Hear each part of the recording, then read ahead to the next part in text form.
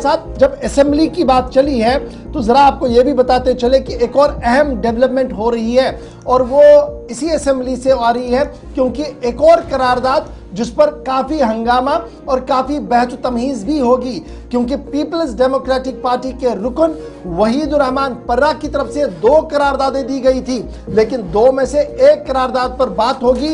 इस तरीके की बात जो है वो सामने रखी गई है। कुल मिलाकर 7 करारदादें जम्मू कश्मीर असेंबली के अंदर इस वक्त रखी गई हैं, जिस पर बात होनी है 7 से 9 तारीख के दरमियान। ताहम जो करारदादें वहीद पर्रा की तरफ से दी गई थी 2, उसमें से स्पीकर मौसूफ ने कहा कि रूल 179 के तहत जो procedure and conduct of business Jammu Kashmir legislative assembly है, उसके तहत स्पीकर मौसूफ ने यह कहा है कि आपकी करारदादों को उठाया गया है। एक करारदाद यह है कि LNT और JCB क्रेन्स, मशीन्स और हैवी मशीन्स को माइनिंग के लिए जम्मू कश्मीर पर पाबंदी लगाई जाए। एक बड़ी करारदाद है ये।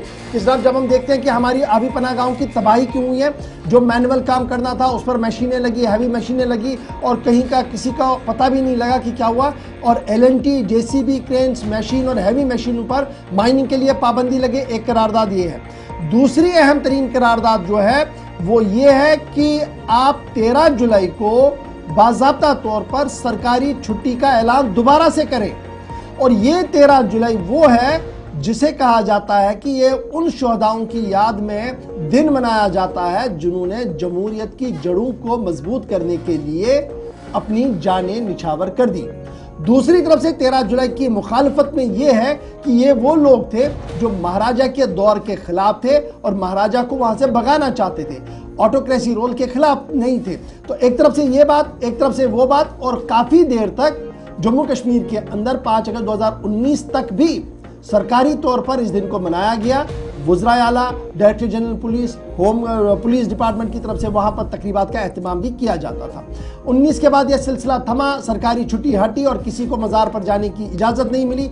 फाइनली अब 2 करारदादें हैं, लेकिन अब जो हमें यह खबर आ रही है कि इसमें स्पीकर मौसूफ ने कहा है कि आप 2 में से एक करारदाद पर बहस के लिए तैयार रहें जी 7 अप्रैल 2025 को।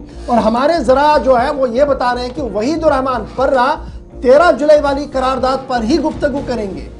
13 जुलाई वाले मामले पर वो ऐवान में बात करेंगे। हमारे जराया इस बात की तस्दीक कर रहे हैं कि वहीद ने जो 2 करारदादें रखी हैं, वहीदुर रहमान पर्रा साहब की तरफ से जो 2 करारदादें रखी गई है, एक कि हैवी मशीन, क्रेन्स, बिल्डोजर्स का इस्तेमाल ना हो, और दूसरा 13 जुलाई वाला। लेकिन हमारे जरा इस बात की तस्दीक कर रहे हैं कि 13 जुलाई वाले मामले पर ही वहीद रहमान स्टिक रहेंगे और 13 जुलाई के शहीदों को वापस वो इज्जत और वकार मिले, इस ज़िमन में उनकी कोशिशें रहेंगी। लेकिन अब जब ये करारदाद आएगी, जिस तरीके से स्टेटहुड के मामले पर हिज़्ब इख्तिलाफ और हिज़्ब इख्तिदाल लगभग एक पेज पर है, क्योंकि बीजेपी भी कह रही है कि जनाब स्टेटहुड मिलेगा, प्रॉपर टाइम पर मिलेगा। अब ये डेफिनेशन ऑफ प्रॉपर टाइम क्या है, इससे सब दूर, यह भी नहीं पता। लेकिन 13 जुलाई वाले मामले पर यह एंटायरली चेंज होगा। बीजेपी इस पर जबरदस्त हंगामा करेगी और इंतजार कीजिएगा अब उस दिन का, जब ईद के बाद ये 2 दिन आएंगे जब 7, 8 और 9 तारीख को प्राइवेट मेंबर बिल्स आएंगी, और उनमें ये 2-3 बिलें बड़ी इंपॉर्टेंट है